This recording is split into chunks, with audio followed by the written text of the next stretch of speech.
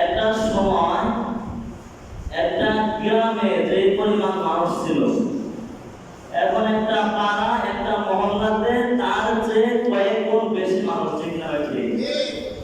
এই কারণেই দেখবেন সকাল বলেন, দুপুর বলেন, বিকাল বলেন, রাস্তার মোড়ে মোড়ে শত শত যুবক ঘুরে, ঠিক না ঠিক? বোঝা গেল মানুষের কোনো অভাব নাই, কিন্তু আদর্শবান মানুষের বড় অভাব। এখন আদর্শ মানুষের বড় অভাব, এটা যদি আমি আমার জায়গা থেকে দেখি তো আদর্শবান ইমাম খতিবের বড় অভাব, আদর্শবান বিচারের বড় অভাব, আদর্শবান নেতার বড় অভাব। আমাদের দেশে দেখবেন মাশাআল্লাহ অনেক নেতা আছে না নাই? রাস্তায় চলতে গেলে নেতা তো এক পরিমাণ বেড়ে গিয়েছে, রাস্তায় চলতে গেলে ডানে বামে উপরে নেতাদের ছবির তাড়নায় একটা সময় ছিল রাস্তার বিভিন্ন জায়গায় চিত্র তারকা নায়িকাদের গায়ক গায়িকাদের ছবি টানানো থাকতো, ঠিক না ঠিক? তো এখন নেতাদের ছবির তাড়নায় গায়ক গায়িকা চিত্র তারকা নায়ক নায়িকা তাদের ছবি আর সেভাবে দেখা যায় না, কিন্তু তারা একটা পলিসি করছে। কি পলিসি? যেহেতু তাদের ছবি বিভিন্ন জায়গায় রাখার সুযোগ নাই নেতাদের ছবির তাড়নায়, এজন্য আগে কাপড়ওয়ালা ছবি দিত, এখন কাপড় ছাড়া দেয়, ঠিক না ঠিক? আল্লাহ মাফ করে। তো আদর্শবান নেতার বড় অভাব, নেতার কোনো অভাব নাই, কিন্তু আদর্শবান নেতার বড় অভাব। এজন্যই তো বাংলাদেশের কোন কোন দলের কর্মী থেকে নেতায় বেশি আছে না নাই? তাহলে বোঝা গেল এমন কোন সেক্টর বাকি নাই যেখানে এভেলেবেল ভালো মানুষ, আদর্শবান মানুষ পাওয়া যায়। এখন আদর্শবান মানুষ কোথায় তৈরি হয়? মানুষ তৈরির কারখানা কোনটা? এবং আমরা সর্বত্র সব জায়গায় দেখতে পাচ্ছি মানুষের বড় অভাব। তাহলে মানুষের অভাব না, আদর্শবান মানুষের বড় অভাব। মুহতারাম হাজরিন, মানুষের কোনো অভাব নাই। একটা সময় আমরা বিভিন্ন জায়গায় স্টিকার দেখতাম যে ছেলে হোক মেয়ে হোক দুটি সন্তানই যথেষ্ট, ছেলে হোক মেয়ে হোক দুটি সন্তানই যথেষ্ট। এটা আমরা চলমান ছিল আমাদের, বিভিন্ন জায়গায় দেখতাম। কিন্তু এখন মানুষ বেড়ে যাওয়ার কারণে আমাদের চলমানটাও পাল্টে গিয়েছে। এখন চলমান কি? দুটি সন্তানের অধিক নয়, একটি হলে ভালো হয়। তো মানুষের কোনো অভাব নাই, আমরা চলমানই পরিবর্তন করে দিয়েছি। দুটি সন্তান অধিক নয়, একটি হলে ভালো হয়। তাহলে বোঝা যাচ্ছে মানুষের কোনো অভাব নাই। তাহলে ভালো মানুষ তৈরি হয় কোথায়? ভালো মানুষ তৈরি হয় হচ্ছে মায়ের পেটে। কারণ এই বসন্তারা এই পৃথিবীতে বাবা আদম আলাইহিস সালাতু ওয়াস সালাম থেকে শুরু করে অদ্য পর্যন্ত যত মানুষ এসেছে পৃথিবীতে, প্রত্যেকটা মানুষ আদম আর হাওয়া আলাইহিস সালাতু ওয়াস সালাম ব্যতীত প্রত্যেকটা মানুষ মায়ের পেট হয়ে দুনিয়ার জমিনে এসেছে, ঠিক না ঠিক? যদিও ঈসা আলাইহিস সালাতু ওয়াস সালাম বাবার মাধ্যমে জমিনে আসেন নাই, কিন্তু মায়ের পেট পেটে রেখেও জমিনে আসেন নাই, মায়ের পেট হয়ে জমিনে এসেছেন। তাহলে বোঝা গেল মানুষ তৈরির কারখানা হচ্ছে মায়ের পেট, এখানে মানুষ তৈরি হয়। আর গত সপ্তাহে আমি বলেছিলাম ব্রিকফিল্ড ইট ভাটার কথা। একটা সোজা ইট, ভালো ইট তৈরি করতে গেলে 5টা জিনিস লাগে। এর মধ্যে সবচেয়ে গুরুত্বপূর্ণ হচ্ছে যে কাঠের তৈরি ফর্মা, যে ফর্মার ভিতরে ইটের জন্ম হবে, ওই ফর্মাটাও হতে হয় সোজা, ঠিক না ঠিক? কিয়ামত পর্যন্ত বিশ্বের সবচেয়ে দক্ষ স্মার্ট যদি স্ত্রীর মাধ্যমে, আর যদি টাইলসের মধ্যে যদি ইট দিয়ে রাখা হয়, আর ডাইভিশন মেশিন যদি লেডিস আবিষ্কৃত হয়, আর মাটিও যদি গুণ সম্পন্ন হয়, যেই কাঠের তৈরি ফর্মার ভিতরে এর জন্ম হবে, ওই ফর্মা যদি বাঁকা হয়, কিয়ামত পর্যন্ত উন্নত প্রযুক্তি সবকিছু মিলেও কিয়ামত পর্যন্ত চেষ্টা মেহনত করে একটা সোজা ইট বের করা কি সম্ভব না।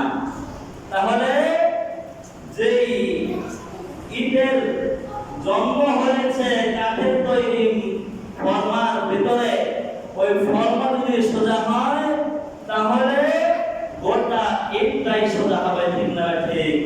এজন্যই আমাদের মানুষ যেহেতু তৈরির কারখানা হচ্ছে মা জাতি, মায়ের পেট, এ কারণে মা জাতি যদি সোজা হয়, মা জাতি যদি কোরআন ওয়ালি হয়, মা জাতি যদি পর্দা ওয়ালি হয়, মা জাতি যদি ইসলাম আর রাসূল সাল্লাল্লাহু আলাইহি ওয়াসাল্লামের আদর্শ অনুযায়ী চলে, তাহলে তাদের পেট থেকে জামানার বড় বড় কুতুব, জামানার বড় বড় আউলিয়া, জুনায়েদ বাগদাদি, মঈনুদ্দিন চিশতি, এরকম মুহাম্মদ বিন কাসেম, বড় বড় মুন্সি আসবে, ঠিক না ঠিক? গত সপ্তাহে আপনাদের খেদমতে একটা ঘটনা বলতেছিলাম, যে ঘটনার মাধ্যমে আমি আপনাদের খেদমতে বোঝাইতে চেয়েছিলাম একজন মা তার সন্তানকে কেমন ভাবে শিষ্টাচার, আদব, নীতি, নৈতিকতা, ইসলামের সাথে সজ্জিত করে একজন মা তার সন্তানকে এমন সুন্দর আদর্শবান করতে পারে। এ কারণেই দেখবেন বর্তমান সময়ে ইহুদিরাও ইসলাম আর কোরআনের যদি অনেক বিদ্বেষ ছড়িয়ে থাকে, কিন্তু তারাও একটা কথা বলে থাকে, এই দুনিয়ার মানুষ, তোমরা আমাকে একটা শিক্ষিত মা দাও, আদর্শবান মা দাও, আমি তোমাদেরকে একটা শিক্ষিত সমাজ উপহার দেব। মুহতারাম হাজিরিন, তাহলে বোঝা যাচ্ছে একজন মায়ের কি পরিমাণ অবদান। একজন মা তার সন্তানকে বলে শিষ্টাচার, নীতি, নৈতিকতা আর কোরআন হাদিসের সঠিক সাজে সজ্জিত করে সন্তানকে একেবারে দ্বীন এবং ধর্মের চূড়ান্ত বাহক হিসাবে গঠিত করতে পারে, ঠিক না ঠিক? বলতেছিলাম আমির হোসেন মুহাম্মদ রহমাতুল্লাহি আলাইহির কথা, যিনি শামের সময়ে আফগানিস্তানের অতীতকালে প্রেসিডেন্ট ছিলেন। তার গোয়েন্দা ডিপার্টমেন্টের পক্ষ থেকে রিপোর্ট করা হলো, বাদশা জাহাপনা, একটা চূড়ান্ত সিদ্ধান্ত হয়েছে, আমরা জানতে পেরেছি বাহিরের কয়েকটি রাষ্ট্র মিলে আফগানিস্তানকে দখল করতে চায়। এমত অবস্থায় আমির দোস্ত মোহাম্মদ খান রহমাতুল্লাহি আলাইহি কর্তব্য বিমূঢ় হয়ে গেলেন। একটা দেশের সাথেই তো ফাইট করে পেরে ওঠা অনেক চ্যালেঞ্জের ব্যাপার। কয়েকটা দেশ ঐক্যবদ্ধ হয়ে আফগানিস্তানের দিকে যদি আক্রমণ শুরু করে, তাহলে তো আমাদের আর কোনো রক্ষার কোনো রাস্তা নাই। তাহলে এই সময় তাদের হাত থেকে বাঁচার জন্য, দেশটাকে সেভ করার জন্য যে সেনাবাহিনীদেরকে আমি পাঠাবো, এর মেন কমান্ডার করে আমি যাকে পাঠাবো, এমন একজন লোককে পাঠাতে হবে যেই লোকটা তাদের সাথে আঘাত করে মির্জাফরি আক্রমণকারী করবে না, ঠিক না ঠিক? ইতিহাস থেকে শিক্ষা নিতে হয়। আমাদের সামনে অনেক ইতিহাস রয়েছে, অনেকেই মির্জাফরি করেছে, অনেকেই করে নাই, অনেকেই গাদ্দারি করেছে, আঘাত করেছে। আমির দোস্ত মোহাম্মদ খান রহমাতুল্লাহি আলাইহি তিনিও চমৎকার ভাবে চিন্তা গবেষণা থিসিস করতে লাগবেন, কি করা যায়। এক পর্যায়ে সকলের সাথে সিদ্ধান্ত হলো, পরামর্শ হলো যে তার ঔরজানদের সন্তান, ছোট সন্তান তার বড় সন্তান যেটা আছে, ওকে কমান্ডারের চিফের দায়িত্ব দেওয়া হবে, সেনাবাহিনীদের কমান্ডার করে তাকে পাঠানো হবে। কারণ হলো একজন রাজার যদি সন্তান থাকে, সেই সন্তান যদি পরবর্তী সময় রাষ্ট্রপ্রধান হয়, তাহলে তাকে আর কি লোক দেখাইতে পারবে? এইগুলো বলে চমৎকার ভাবে অনেক সন্তানকে বললেন, সন্তান বেটা, দলে যারা আক্রমণ করতে আসবে শত্রুদের সাথে ফাইট করতে করতে করতে করতে জমিনে পড়ে থাকাই হচ্ছে সফলতা। আর যদি বিজয় হয়ে যদি আসা যায় তাহলে তো চূড়ান্ত সফলতা। কিন্তু শত্রু পক্ষ থেকে, রণাঙ্গন থেকে, যুদ্ধ ক্ষেত্র থেকে পালিয়ে পৃষ্ঠ প্রদর্শন করে ভেঙে আসা, এটা হচ্ছে কাপুরুষতা। ঠিক না বেটি? মুহতারাম হাজিরিন, এরকম লম্বা হেদায়েত দিয়ে যখন তার সন্তানকে পাঠিয়ে দিলেন, এরকম অনেক দিন যাওয়ার পরে মাসের পর মাস যাচ্ছে, কেউ হারে না, কেউ পারে না। এক পর্যায়ে একটা সময় গোয়েন্দা ডিপার্টমেন্টের পক্ষ থেকে অনেকগুলো চিঠি চলে আসলো এবং সংবাদ চলে আসলো। বাদশাহ জাহাপনা, আপনি কি জানেন? বলে কি জানবো? বলে আপনার সন্তানকে যে সেনাবাহিনীর মাধ্যমে সীমান্ত এলাকায় প্রেরণ করেছিলেন, আপনার সন্তান তো এই কয়েকদিন আগে পৃষ্ঠ প্রদর্শন করে বীর পুরুষের মতো রণাঙ্গন থেকে বেঁকে চলে এসেছে। নাউজুবিল্লাহ। মুহতারাম হাজিরিন, এ কথা শোনা মাত্রই আমির দোস্ত মোহাম্মদ খান রহমাতুল্লাহি আলাইহি কর্তব্য বিমূল। আয় আল্লাহ, আমি কি করলাম? আমি যদি সেনাপ্রধানকেও যদি এই দায়িত্বটা দিতাম, হয়তো সেনাপ্রধান এমন গাদ্দারি আর মির্জাফরি করতো না। আমি আমার সন্তানের উপরে চূড়ান্ত বিশ্বাস আর আস্থা থাকার কারণে আমার সন্তানকে আমি দায়িত্ব দিলাম।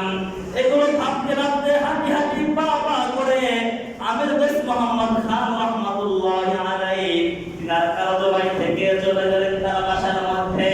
বাসায় গিয়ে যখন ঢুকতেছেন, স্ত্রী চমৎকার ভাবে তার স্বামীর থেকে এগিয়ে আসতেছেন আর স্বামীকে আলিঙ্গন করতে চাচ্ছেন, কিন্তু চেহারার দিকে তাকিয়ে দেখেন যায় স্বামীর চূড়ান্ত মালিন্যতার ছাপ। এটা দেখে স্ত্রী বলতেছে, স্বামী গো, আপনার চেহারা নিয়ে চূড়ান্ত মালিন্যতার ছাপ তো দেখতে পাচ্ছি। এমন অবস্থায় আমির দোস্ত মোহাম্মদ খান রহমাতুল্লাহি আলাইহি স্ত্রীকে বকাঝকা শুরু করে দিলেন আর বলতেছেন, তোদের কারণেই তো আজ আমার এই পরিণতি, এই অবস্থা। স্ত্রী বলতেছেন, স্বামী গো, কয়েকদিন যাবত আপনি বাসার মধ্যে ঢুকেন না, আমি আবার কি করলাম? আমার কারণে আপনার উপরে কি আবার হলো?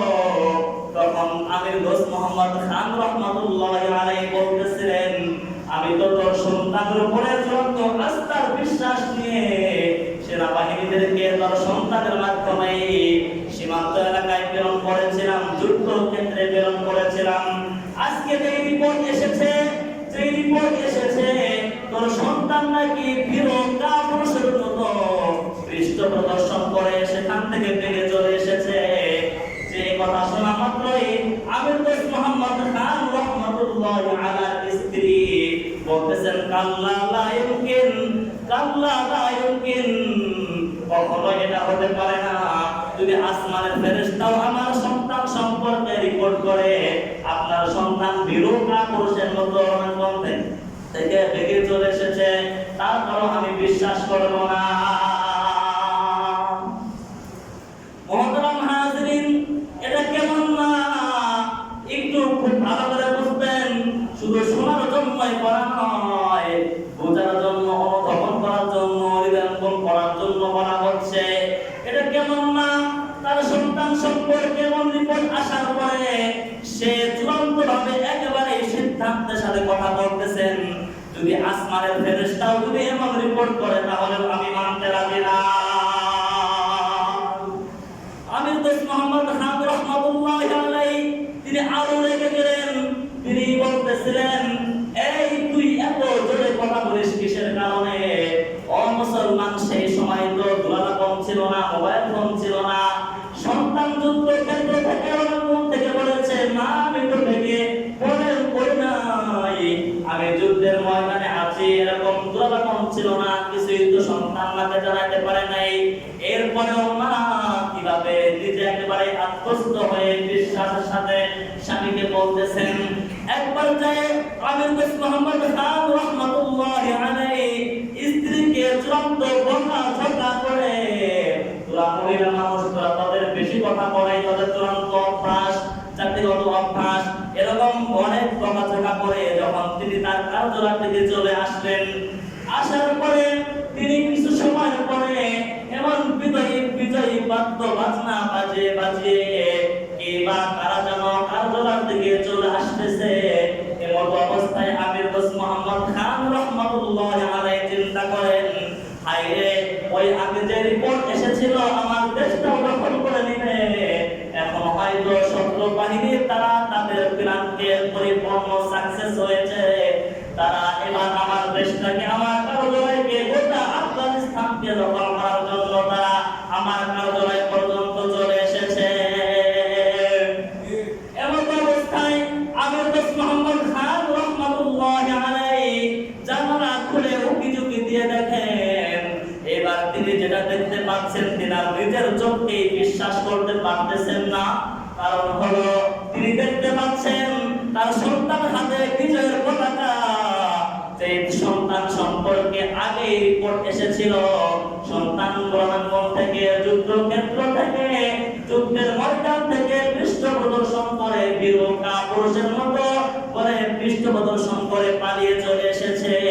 এখন যখন তার সন্তানের হাতের মধ্যে বিজয়ের পতাকা দেখছে, এমন অবস্থায় তার সন্তানের সেই বিজয়ের পতাকা দেখে তার চোখকে তিনি বিশ্বাস করতে পারতেছেন না। মুহতারাম হাজিরিন, এইবার যখন বিজয় কাফেলা হাঁটি হাঁটি পা পা করে কার্যালয় পর্যন্ত চলে এসেছে, আমির দোস্ত মোহাম্মদ খান রহমাতুল্লাহ আলাইহি তিনি প্রেসিডেন্ট হিসাবে তার দায়িত্ব হলো ওই কাফেলাকে উন্নত মানের অভ্যর্থনা আর ওয়েলকাম স্বাগত জানানো। কিন্তু তাদেরকে বললেন তোমরা একটু ইন্তজার করো, অপেক্ষা করো, আমি একটু বাসার থেকে ঘুরে আসি। এমন অবস্থায় আমির দোস্ত মোহাম্মদ খান রহমাতুল্লাহ আলাইহি তিনি বাসার মধ্যে গেলেন এবং স্ত্রীকে স্ত্রী স্ত্রী বলে চমৎকার ভাবে করে ডাকতে শুরু করলেন। স্ত্রী ঘর থেকে বেরিয়ে এসে বলতেছেন, স্বামী গো, এই তো কয়েকদিন পূর্বে আপনি ঘরের মধ্যে ঢুকলেন আর আমাকে উপর চুপুরি বকাঝকা করে গেলেন, আজকে আপনার দিলের মধ্যে কিছু তো আনন্দের জোয়ার, আপনি আমাকে এত চমৎকার ভাবে মায়াবী কণ্ঠে ডাকতেছেন। এমন অবস্থায় আমির দোস্ত মোহাম্মদ খান রহমাতুল্লাহ আলাইহি স্ত্রীকে বলেন, স্ত্রী রে আর দেরি করবি না, দেরি করিস না, তাড়াতাড়ি আয়, তাড়াতাড়ি আয়।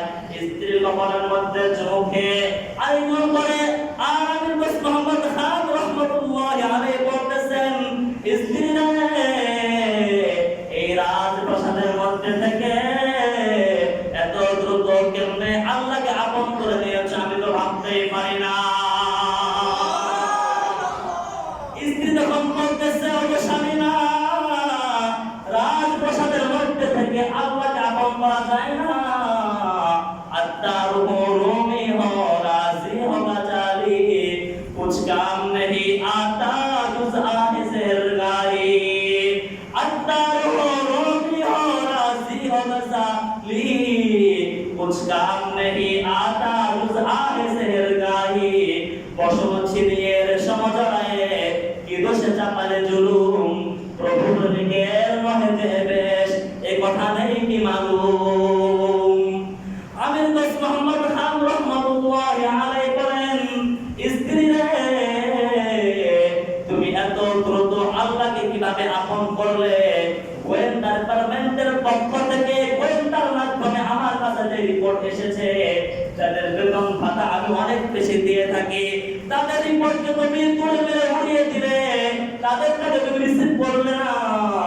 আজকে তো দেখতেছি তোমার তাই আমার কাছে একবারে সত্যি সত্যি বাস্তব পরিণত হয়ে গেল, তোমার কথাটাই সত্যি হলো, তোমার সন্তান তো বিদ্যু কাপুরুষের মতো রণাঙ্গন থেকে বেগে চলে আসে নাই, তোমার সন্তান তো বিজয়ের বেশে বিজয়ী পতাকা নিয়ে এসেছে। মুহতারাম হাজিরিন, এইবার আমির দোস্ত মোহাম্মদ খান রহমাতুল্লাহ আলাইহি বলেন, স্ত্রী রে আর তুমি পারবে না, তোমার অবস্থাকে গঠন করতে আমি বুঝতে পেরেছি, তুমি রাজপ্রাসাদের মধ্যে থেকেও এত দ্রুত আল্লাহকে কিভাবে আপন করে নিয়েছো।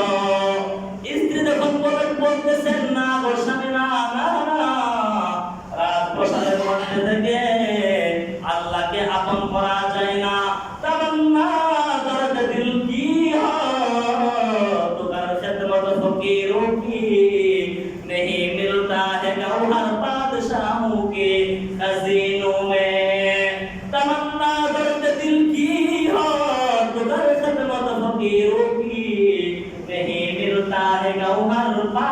होंगे खजीनों में, न कुछ उनके तपशों की अकीदत हो तो उनको अरे पैसा लिए बैठे हैं अपनी आशिकीनों में।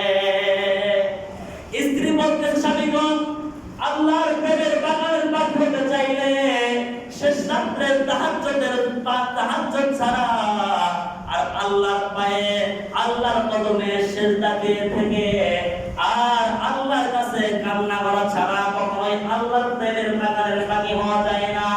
আল্লাহ আল্লাহ क्या मुबारक नाम है, अल्लाह अल्लाह आशिकू का कम है, अल्लाह अल्लाह ही जे शीरीन अस्तनाम, शीर शक्कत बेगुनत जानम तमाम, बहर बीरो बहर दुनिया बहर नाम, अल्लाह अल्लाह करता बायद वस्सलाम। स्त्री যখন বলতেছে স্বামী গো রাজপ্রাসাদের মধ্যে আল্লাহকে আপন করা যায় না, কিন্তু ভিন্ন একটা কারণ আমার মধ্যে হয়েছে, সেইটা স্ত্রী বলতেছেন আমির দোস্ত মোহাম্মদ খান রহমাতুল্লাহি আলাইহি স্বামী গো সেই বিষয়টাকে আপনি শুনবেন। মুহতারাম হাজিরিন, আমির দোস্ত মোহাম্মদ খান রহমাতুল্লাহি আলাইহি বলেন কেন শুনবো না তুমি বলো, আপনারা শুনবেন মাইকের মাধ্যমে যে মাহফিলেরা আমার আওয়াজ শুনতেছেন তারাও শুনবেন। আমির দোস্ত মোহাম্মদ খান রহমাতুল্লাহি আলাইহি স্ত্রী বলতেছেন স্বামী গো আপনার গোয়েন্দার রিপোর্ট যদি আসতো আমার সন্তান রণাঙ্গনে বীরতা পুরুষের মতো পৃষ্ঠপ্রদর্শন করে ফিরে এসেছে, এটা যদি না বলতো তারা যদি এই রিপোর্ট বলতো আমার সন্তান ওই বলে রণক্ষেত্রে টুকরো টুকরো হয়ে পড়ে রয়েছে, আমি এটা বিশ্বাস করতাম। কিন্তু আপনার গোয়েন্দার যে রিপোর্ট সেটা বলছে আমার সন্তান সেখান থেকে বেগে চলে এসেছে, আমার সন্তান তো কোশ্চেন কালেও বেগে আসতে পারে না। কেন কেন আমার আম্বা সঙ্গে রয়েছে জন্মে বিনি পুষতে মান আমানাম কান্দার মিয়ানে খাবো খুবই নিসারে বলে পুরুষ হচ্ছে সে রণাঙ্গনে টুকরো টুকরো হয়ে পড়ে থাকায়, আর কাপুরুষ হচ্ছে বীরু বলে পৃষ্ঠ প্রদর্শন করে রণাঙ্গন থেকে চলে আসা।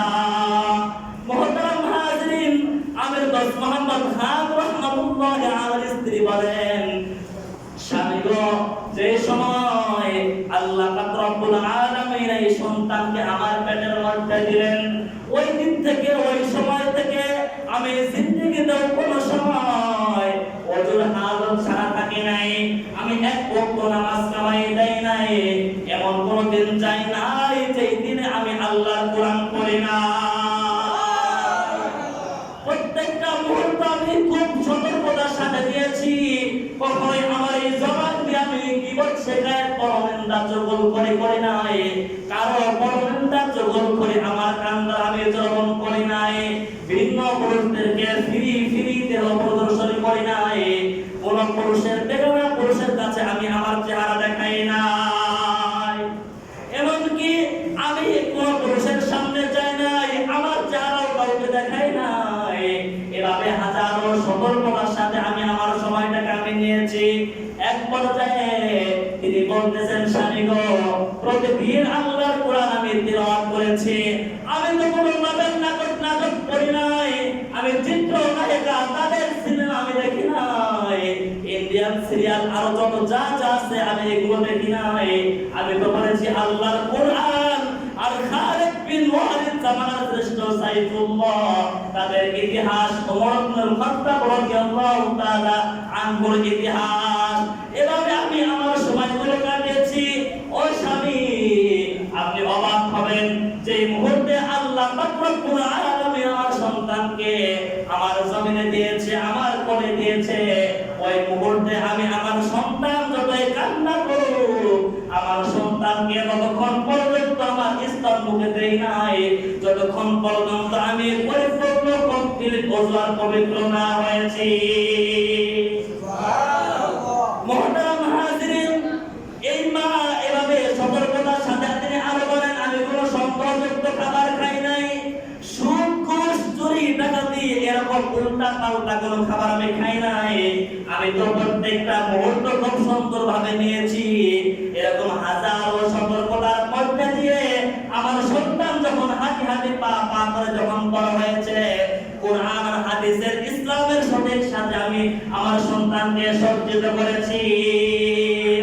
এ কারণেই যখন গোয়েন্দা ডিপার্টমেন্টের পক্ষ থেকে যখন রিপোর্ট চলে এসেছে আমার সন্তান বিরোধা পুরুষের মতো ভেঙে আসছে, আমি তো আমার সন্তানকে এই শিক্ষা নীতি নৈতিকার আর অন্যের আদর্শ আমি এই শিক্ষা দিয়েছি।